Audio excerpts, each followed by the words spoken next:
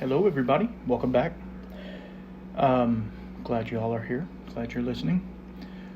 We are on episode 7. Yeah, I know. Getting kind of crazy out there. Um, I really hope y'all are enjoying all this. We're going to do, as always, a little bit of housekeeping, a little bit of just kind of how life is right now. And then we'll get into the topic. I think there's going to be a couple, actually. We're just kind of keeping it loosey-goosey today. We're not really going super deep on anything. Got a couple of topics I want to talk about and kind of get you guys understanding and get me understanding. So yeah, it's kind of aftermath from the Texas Whiskey Fest. I'm just it's like it was an excellent turnout. It was a great time. We had a good time, and then we came home, and as y'all heard, we had a huge hailstorm, and it destroyed the house and my van. And anyway, adjusters came. One actually came Saturday and looked at everything, and they want to replace the roof. They want to replace. Supposed to be getting a check from the insurance on my work van. I don't know, how much it's going to be or whatever. They didn't even tell me. They just were like, okay, we're sending a check. And I'm like, oh, well, okay.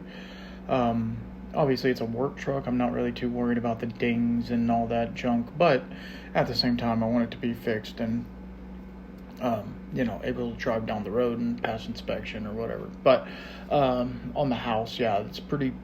He said it was a lot of hail damage on the roof, which obviously I didn't crawl up there and look, but he said if you don't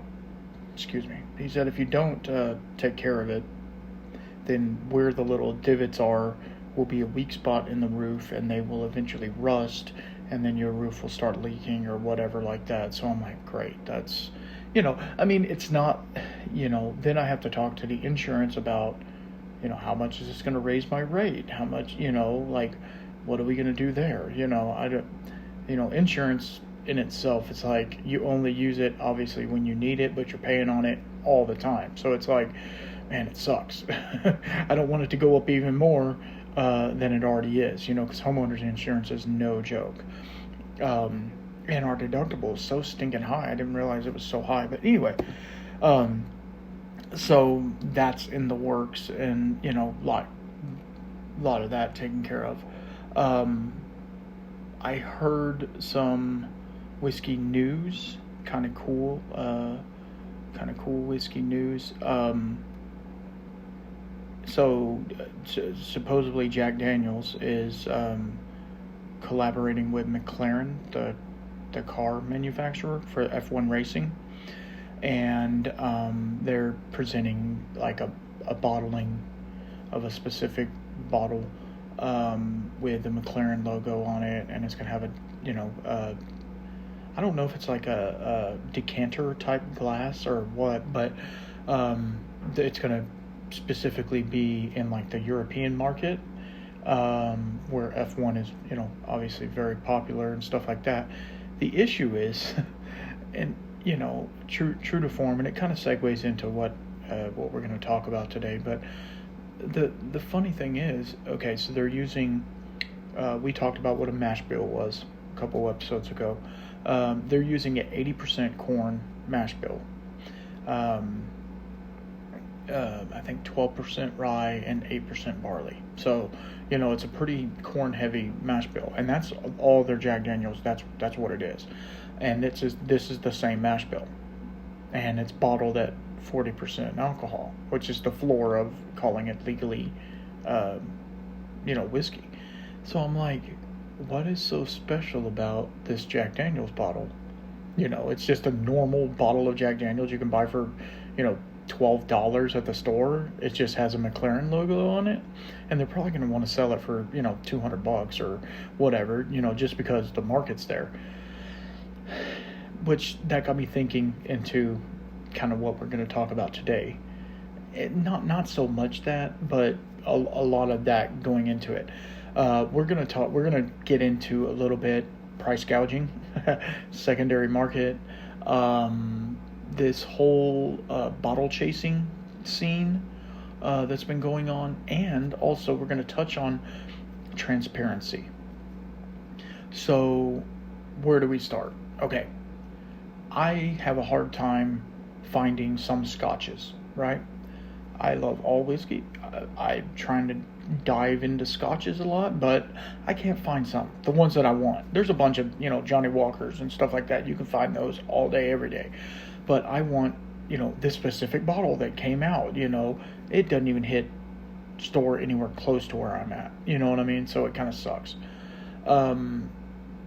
And so like distribution it's a real thing, and a lot of these companies are, they have a parent company which is huge, like Diageo or something like that. They're a huge company, so it's not like they don't have the distribution there.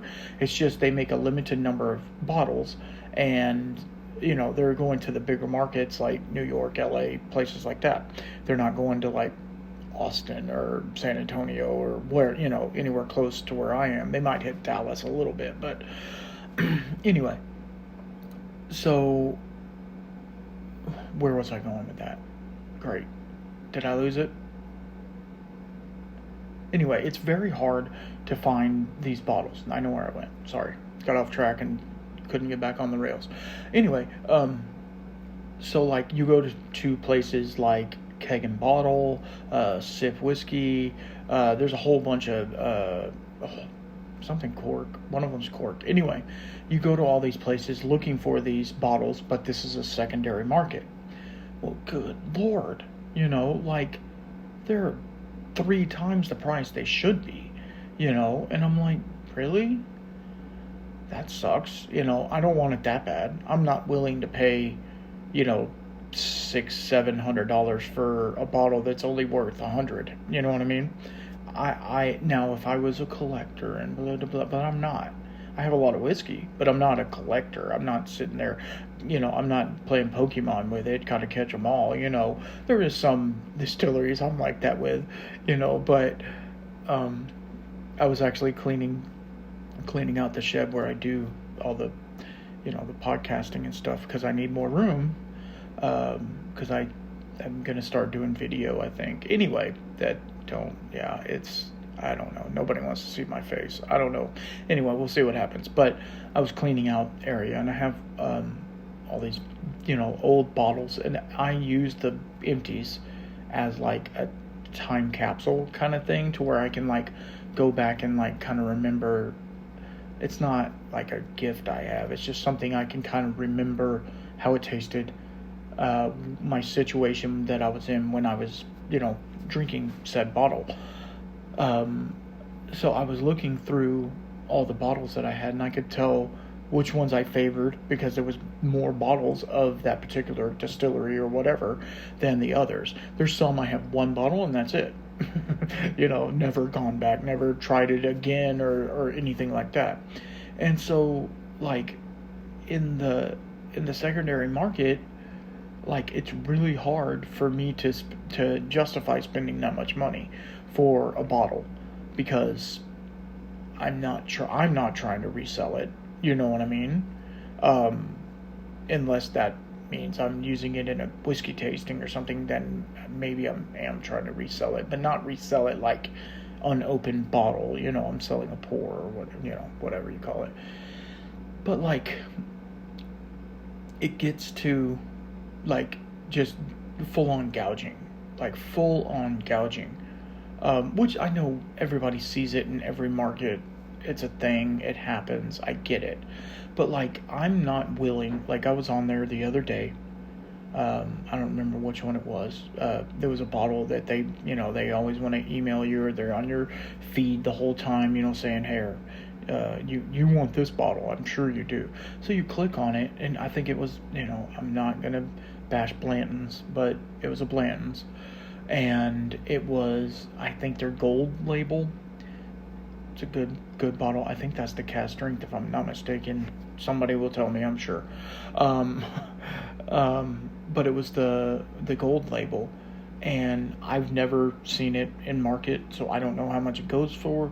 But I know the regular Blanton's, the one that if you can find the one that you can find, it goes for $65 to $75 American. This one on the secondary, which I understand cask strength is more expensive. I get that. It might have a different age statement as well. It's not stated on there. It has a fill date and a dump date, but it doesn't say like 10-year or something like that. You have to like do the math. Anyway, it was $289, and I'm like, no. Now, if somebody was looking for just that bottle, and if they think it's worth it, great, go do the thing. But at the same time, it's like, really, we're not doing this. And there's some that are like ungodly. And I'm not bashing these companies at all. I shop at Keg and Bottle a lot for one-off bottles that I can't really find in the liquor store, and normally their price is really good. I did buy one bottle off of Sip Whiskey. I'm trying to think of what it was. It was something that they knew that I would like, obviously, because they follow you, they know what you're looking at. Anyway, I bought one bottle, and it came in, really nice packaging, but like Sip especially charges a like delivery fee, right? Like, I understand there's shipping and handling and all that stuff. I get that. Add a little more to it. I get it. But it was like almost $40 to ship a bottle of whiskey, and I was like, what? That's weird. Why? Anyway, so moving on from that little rant, you just have to watch. If it's something that you have been looking for your entire life and you don't mind paying the extra, go ahead and do it. That's fine. But I will tell you that if you can find it, if you wait long enough, if you're patient, it will come. Talk to your local liquor store people, Total Wine, whatever, and kind of develop a relationship with them. And then be like, hey, let me know when you get this in. As long as you're not talking about like allocated stuff, which we talked a little bit about what allocated was in the past. Basically, it's a bottle that for some reason is now hard to find. I don't know why. Henry McKenna 10 Bottled and Bond is one of the most allocated bottles there is. It's a great whiskey, but it's not, and secondary market is going for $300. It's like a $40 bottle of whiskey. We're like, come on, guys. Or like the Weller line, or Pappy Van Winkle, or, Blanton's and Eagle Rare now. Basically anything in the Buffalo Trace catalog is allocated. Even Buffalo Trace at this point. I have a hard time finding Buffalo Trace. I know there's some people out there, closer to Kentucky, they can find it all day long. I got it. But if you develop a relationship with the liquor store guy, he'll be able to at least let you know. And a lot of times they have like lotteries and stuff like that if you want the really fancy stuff. I don't personally care for that. Don't get me wrong, I like the allocated heritage line or whatever you want to call it. But antique collection, I like all that, but it's like, I could get this and it tastes almost the same. You know what I mean? And that's why on my Instagram and stuff like that, I like to promote these, and people tell me not to do that because then they're like, hey, then it's going to be hard for us to find those bottles. Like I've been really pushing Benchmark, which is made by Buffalo Trace. It's their lower tier juice, right? And they have 2 or 3 of them that are really good. Their foolproof is really nice. Their Bottled and Bond is really good. And what was the other one that was good? Their single barrel one, which it doesn't state on there what single barrel it is, so who knows what that even means. But all 3 of those are really good. Some of the other ones are kind of, hit and miss. But I try and get people to go more towards those. If you like this, you might also like this. We've talked about that a lot here recently because, you're not going to be able to find some of this stuff. So that leads me into the next segue of people chasing these bottles down, and then secondary market, they jack up the price, and these are people, they're buy it at auction or whatever, and I don't know why. I guess there's whiskey auctions. Anyway, they buy it at auction and then they sell it. I think I talked to you all about that counterfeit ring where they were, buying on eBay. They were buying like Pappy Van Winkle empty bottles, filling it up with cheap Jim Beam, and resealing it and selling it for $4,000 or $5,000. And people buy it, and yeah, that's not going to happen. You know what I mean? People, not to me. And that's the thing. Like, there's so many awesome, amazing people out there that are doing the right thing. They're, making it, doing the best they can with what they have. And then there's those one or two people that are just like pricks, and they want to get one over on everybody just to make a buck. And we see it in every line of work and everything, so it's really, that part kind of sucks. But at the same time, you just have to know where you're buying your whiskey from. That's, as much as I want to bash the 3-tier system that we have here in Texas, that is one of the things that Republic has to show for those bottles, where they came from. So if you buy a bottle of Old Crow from the liquor store, it's already been through 3 different people's hands to verify that is, yes, a bottle of Old Crow, right?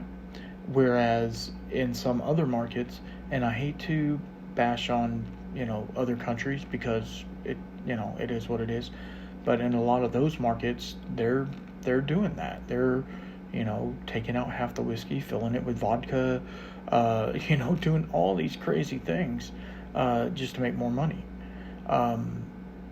So you just got to really watch out where you're getting your stuff from, and then kind of use discretion and stuff like that as well.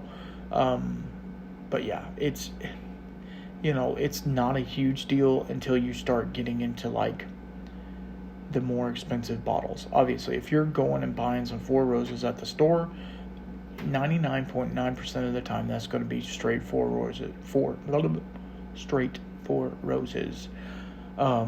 You're not going to get some funky stuff.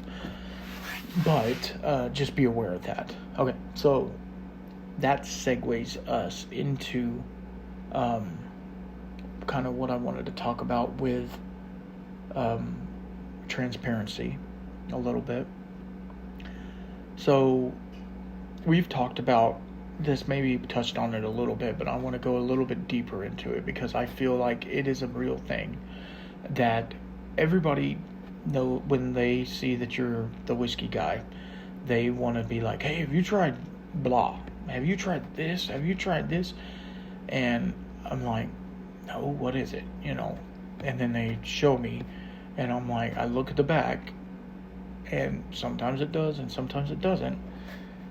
If it doesn't say mashed, distilled, aged, bottled, all that, in whatever state, that it's from, then it's probably sourced from another place, which is fine, right? As long as they put that on the label somewhere. I can name 100 different whiskeys out there. I'm not going to. I can name 100 different whiskeys out there that are sourcing, and they're not telling you that they're sourcing. It is what it is. We find out eventually, and then, the people in the whiskey community kind of put them on blast. I don't, because I don't get into that game. I'm just trying to do me. I'm not worried about what everybody else is doing. I won't support them for being shady, but, and I've ran into it. I got a bottle, I don't even remember what it was. And I was like, man, I really want to try that. So I got one, sipping on it. And then I was like, I'm going to do a little research on this, this bottle, just because, that's the nerd in me wanting to know more about it. So I go online. It doesn't say anything. It talks about heritage. It talks about, their small batch and proprietary barrels and blah, blah, blah, blah. All this BS is all it is BS. They're sourcing it from MGP in Indiana, slapping a new label on it, and calling it something else. And that's all those ones that you see at the liquor store that are just like there. I was like, I've never seen that bottle before, but whatever. 9 times out of 10, it's going to be mainly MGP because they're one of the biggest producers out right now. But so being transparent, and that's another thing that at the Texas Whiskey Festival, not to beat a dead horse again. Lord, we went through a whole episode on it. Enough already, right? I know. At the Texas Whiskey Festival, one of the things that they promoted a lot, and there was, I'm not going to say who, there was a couple of distilleries that were not, did not have these labels, right? That's why they put a sticker on the whiskeys, and they say certified Texas whiskey. Now, there's other ways you can find out, doing research, going to the distillery. That's another thing. If you have a local distillery around you and you go to them and they have a still and they have kind of a thing, but they don't have a barrel warehouse or a connex or something they're holding barrels in, they don't have like big mash tuns, they don't have any of that stuff, well, more than likely they're sourcing their whiskey, which, fine. Stick it on the label, say where you got it from, and go from there. There was a couple that at the festival that didn't have any sort of, and I looked on their bottles, and it did not say where it was distilled from or anything like that. And normally, and this is not an everyday thing, you're not going to see it all the time. Normally, if it says bottled by, just bottled by, sometimes it'll say blended and bottled or something like that. They'll change up the terminology a little bit, but normally if it says bottled by, then it's more than likely sourced. They sourced a barrel, they stuck it in a bottle, went from there. I can name a bunch of whiskey distilleries that are doing that, and they're doing amazing things. One right off the top, one that's close to my heart, is Crowded Barrel. Right, they're in Austin. They are a small distillery. They are producing their own stuff. But what you have to understand is when you have a distillery, then you have to age that whiskey. What are you going to do in the meantime? It has to be in there a minimum of 2 years. Well, it doesn't have to be, but to be straight whiskey, right? Hold on. Had to get a little drink. It needs to be in the barrel for a long time for it to get good flavors, all that stuff. So what do you do when you have all this money, time, and effort in whiskey that you can't sell, right? You got to do something to get to market. You have to have something to get to market. So Crowded Barrel, what they did is they leaned into that, and they took MGP bourbon, great bourbon. But what they did, and I thought it was really cool, and there's other distilleries doing this as well, so it's not just them. But what they did is they took the whiskey, the barrels, and they, they're in Austin, so it gets pretty warm. They put them in a connex and let them sit there for like 6 months. And it's still in the barrel. And so the whiskey has changed. Because when you get, Kentucky, I know it gets hot, it gets cold, it gets hot, it gets cold. I get that. But in Texas, it's super humid. It can be super dry. So that wood is reacting back and forth with the whiskey. So they leave it for another 6 months, sometimes a year, depending upon the barrel. And then they bottle it at cask strength, whatever it was in the barrel. So you get some of those whiskeys, amazing whiskeys. Like, tastes like orange marmalade. I mean, just super good stuff. Now, it's still sourced, right? They didn't make the whiskey. But at the same time, it's not the same whiskey that they got. It changed. So, no, I'm not saying if they didn't put that on the label, right, that would still be kind of shady. But they do, of course. They put it right, big letters, because they want you to know, that it was bottled by, but it was distilled here. And I think that's a big thing that people need to understand. Like, I'm not saying that any of these places make bad stuff. No. Some, maybe, but what I'm saying is, if you're not transparent about it, right? It's like if you were a lawyer and you worked on civil cases, right? You were a civil lawyer, whatever that is. And you had somebody that had a trust or something like that, and they wanted you to write up all the stuff for the trust as a lawyer, right? As a somebody who could do that. You could do it legally, right? Because you are licensed to do that, but that's not your expertise, right? So you do it, and it's kind of shady, right? It's kind of shady if you don't let them know, hey, I don't really do that. That doesn't really fit my MO. You know what I mean? But, or it's like, for me, my dreaded day job is I'm a plumber, right?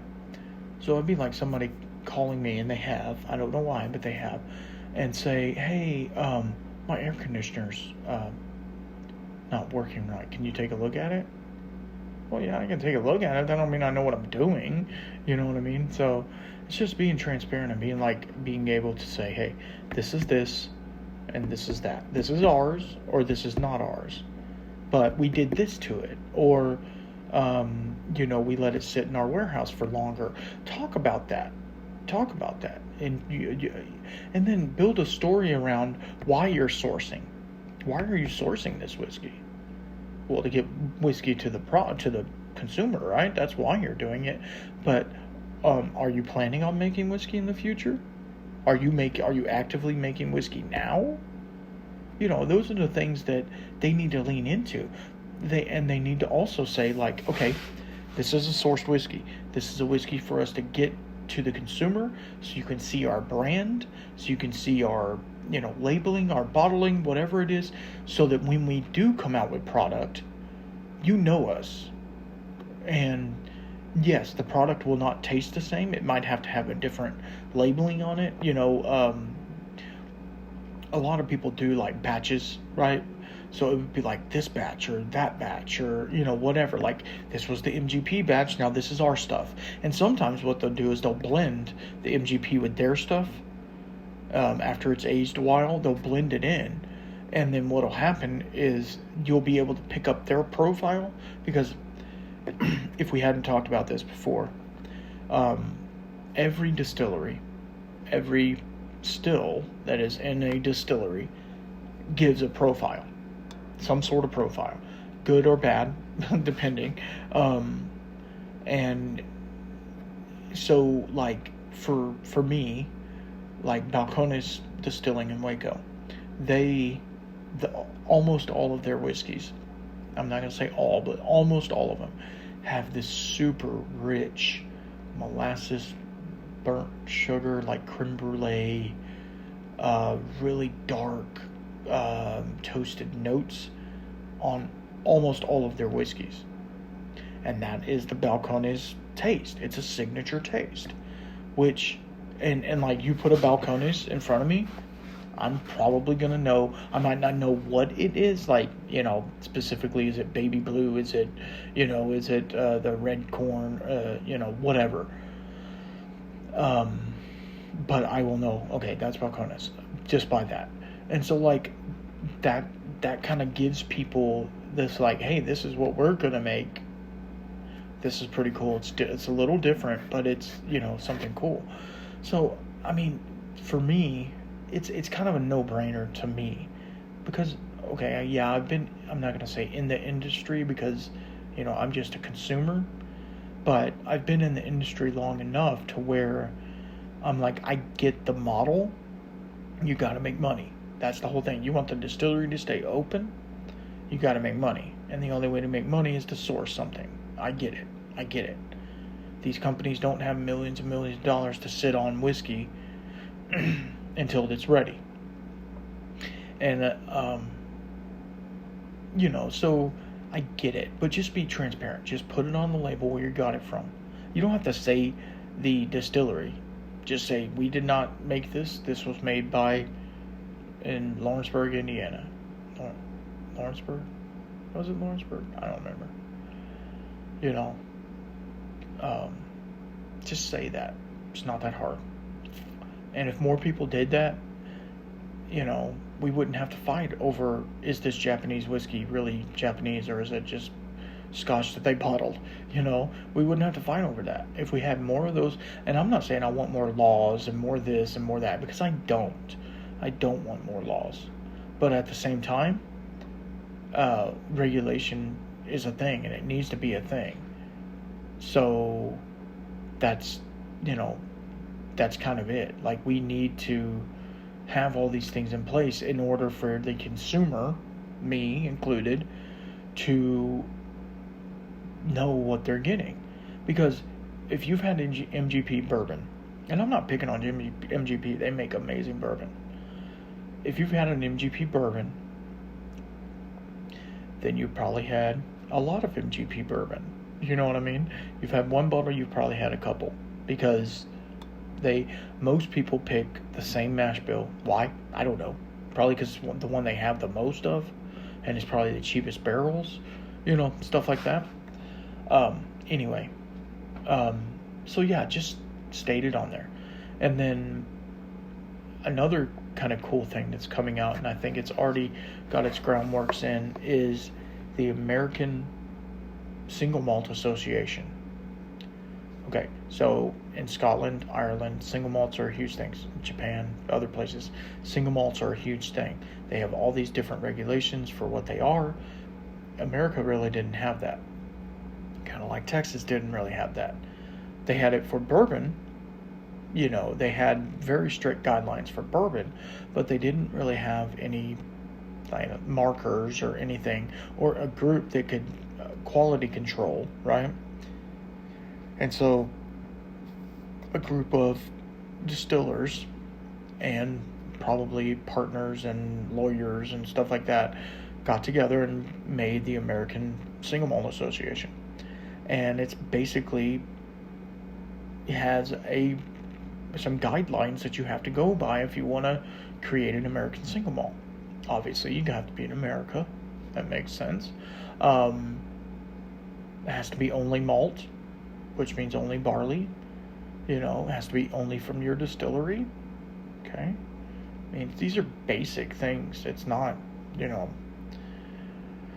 not rocket science, but people are, I don't know why some of these distilleries are just, they're jacklegging the whole thing and screwing it up for everybody, really, and giving everybody a bad name. Oh, I don't drink those single malts, blah, blah, blah. It's just Scotch, No, it's not. No, it's not. Have you ever had Stranahan's? Oh man, it's amazing stuff. Or Del Bach, or Colkegan, or Lord, Andalusia. I know I talk about them all the time, but Westland. I can go on and on and on and on. These places are making some amazing single malt. Talnua. They're making some amazing single malts. And a lot of people aren't into single malt, and I get it. They want that corn sweetness.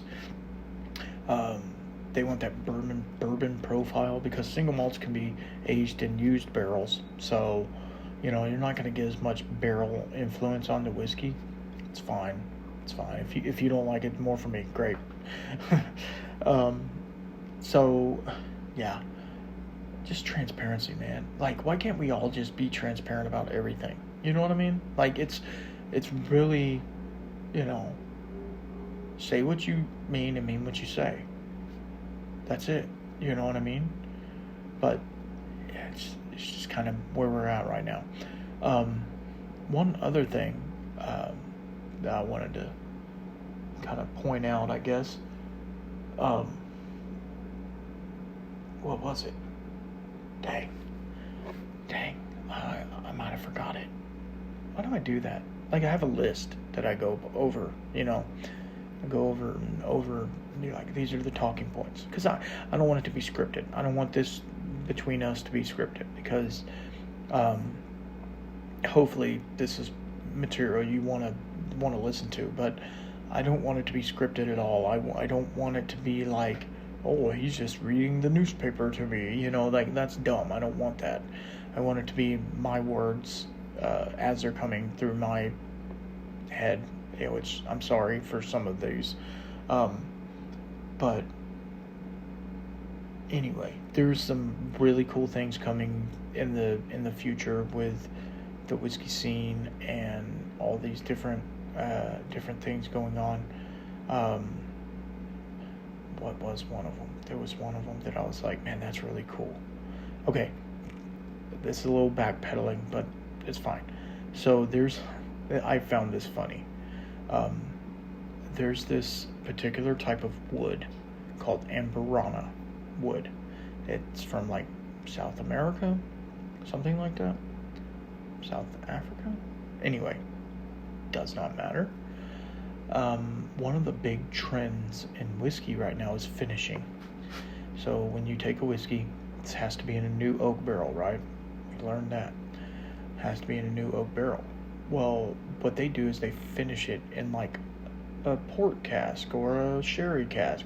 I mean, Scotland and Ireland have been doing this for a long time, but just now, in the last, 10 years, bourbon's been doing it.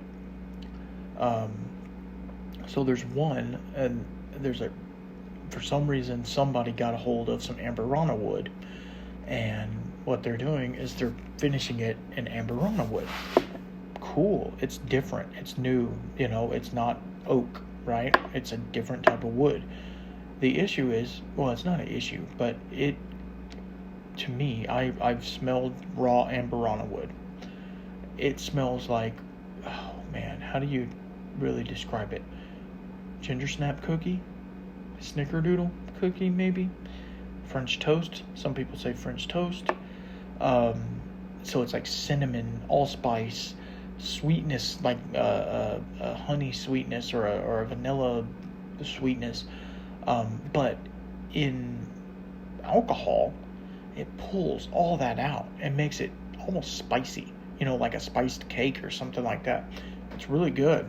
But like, there's been like, 20 different distilleries. Somebody bought a bunch of barrels or whatever of Amburana and sold it to all these different distilleries. There's been like 20 or 30 different releases in Amburana wood. And normally it's like single barrel picks or something like that. So you might not be able to find it in store. I know Oak and Eden, the one that has the little stave, that they put in there. I know they have one that's Amburana as well, and I'm like, oh Lord, here we go. Now it's not a bad thing. Do it. It's fine. It's fun. There's different stave profiles that they have and stuff like that. It's fun, but at the same time, like, I feel that's gonna fizzle really fast. It's gonna fizzle really fast, and then it's gonna give Amburana a bad name. Amburana wood is amazing. You know what I mean? They're using it a lot in the home brewing sector. They're finishing beers in it and stuff like that. It's really cool. They're doing really cool stuff with it. The first time I heard about it was from a YouTuber, Bearded and Bored. He got some from this guy. He has I think it's an Etsy store, Ken Barrel Char Wood Products. Shout out Ken. No, and he used it, and like, he's like, man, it makes it so spicy and like a cookie, and you just want to eat it. And I'm like, well, that's cool. It'd be cool to, if they upselled that and put it, in barrels. And this was probably 3 or 4 years ago. And then now it's like the new thing, and I'm like, oh, great, here we go. They're going to use all the Amburana wood now. We already have an oak shortage, but now they're going to kill all the amberana trees. Anyway, but I thought that was kind of interesting. That they're just I really do like that people are like, what distilleries are playing with different wood profiles and methods of madness, I think is their name. I have the bottle back there. I was looking at it. They're doing like chestnut and all these different types of barrels, which is really cool. Just to give different flavor, different wood esters and stuff like that. So to recap, before we get out of here, check your labels. Like, okay, let's say you go to the liquor store this next week. Unless you're buying something, that wild turkey, something like that, that's wild turkey. It makes me feel bad for the people in the true distilleries in Indiana, because everybody's going to think their stuff is sourced from MGP, because everybody's sourced from MGP, right? So it's like, you're really going to think, oh, well, one of my favorites that I can't get a hold of, I don't know why, but is Spirits of French Lick, right? They're doing some amazing stuff. They're making some amazing, all kinds of, ryes, bourbons, all kinds of stuff. But they're on Seelbach, which is an online distributor. But I feel like their prices are really good. The issue is they don't ship to Texas. Sucks to be me, right? I'm trying to get a mule or something to mule me some down. But actually, I just need to go up there, and go hang out with Alan Bishop or something like that, and maybe help him make some whiskey. Anyway, maybe, who knows? Where this journey takes us. Well, believe me, you guys are along for the ride. So just get ready. I don't know what we're doing, when we're doing it, how we're doing it. You know what I mean? It's going to be fun. Where was I going with that? Oh, look at your labels. If you're buying like a new product that just came out, just look at the back. It's probably going to be in small print, and see where it's, that's the thing. If they're making the product, they put it in bold letters. You know what I mean? They want you to know we're making this. But if they're sourcing it, more than likely it's going to be really small, fine letters, distilled in Indiana, distilled in Tennessee. There is a big, I think I talked about this, a big Texas distillery, Giant. It's a fitting name, right? They're doing a lot of sourcing. They're sourcing for people. They are a huge outfit. So we'll see what happens there, if it at least in Texas, if it makes the MGP market kind of back off a little bit. So yeah, watch your bottles, and try not to buy anything on auction or anything like that. If you want to, do it. I don't care. It's not my money. But just watch where you're buying stuff. I know for a fact that Keg and Bottle, I've bought from them multiple times. I know they're a good, reputable place to get bottles from, and they normally have some really cool stuff, and some single barrel picks from different people, like Bourbon Pursuit. If you don't know them, they're a bourbon podcast. I think the biggest one. Anyway, but yeah, they have some single barrel picks that they've done on there as well. So yeah, just go, and that's the most fun part of the whole whiskey community, the whiskey scene, whatever you want to call it, is like experiencing this stuff and sharing it with friends. We went to a thing last night. We had some just some fellowship. We were just hanging out, talking, and I brought a bottle, like one does, all right? I brought a bottle, and it was, I knew the guy liked this bottle, and I'm not flexing, so don't think I am. It was E.H. Taylor, right? And I knew that he really enjoyed that, and I knew he didn't have any because I was just over there and he didn't have any, and so I brought a bottle, my reserve bottle, It's fine. I'll find some more, hopefully. Um, and he's like, hey, man, let's crack this open right now. And I'm like, okay, cool. Let's do it, And that's the thing, like enjoying fellowship with people around a bottle, sitting around, hanging out, talking, BSing. That is the most fun. That is the most fun that you can have with a bottle of whiskey. You know what I mean? Well, maybe not the most fun, but you know what I mean. But yeah, I mean, it's just so much fun to share that whiskey with somebody else and have them tell you what they think of it and kind of talk about the whiskey. But then it's just there. You know what I mean? It's like a part of the time. And that's why I always like to say the best whiskey is the whiskey you like to drink the way you like to drink it. I don't say that. That's from the Whiskey Tribe. But I say that too because it doesn't matter. Like, put it on ice. Mix it with Coke. I don't care. It's all about the what you're doing with the whiskey, with the person that you're with or whatever.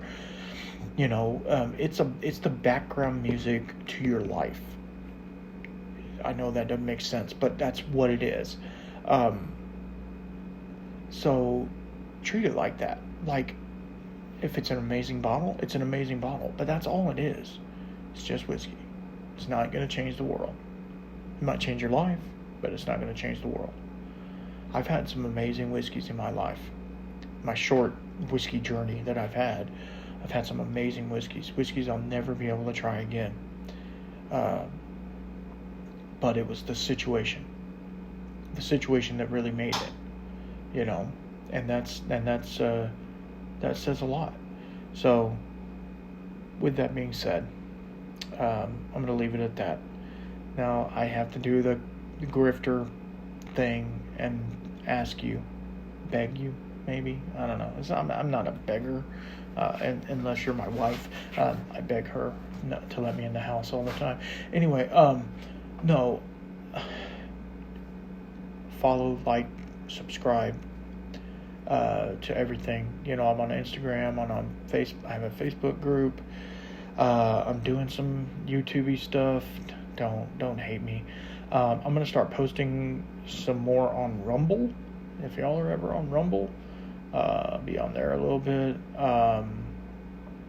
But yeah, just find me. If you have any topics that you want me to discuss, to talk about, shoot me a DM, whatever. We can go over it. We can go from there. I'm working on some stuff in the future, like some new things to work on, interesting topics to talk about.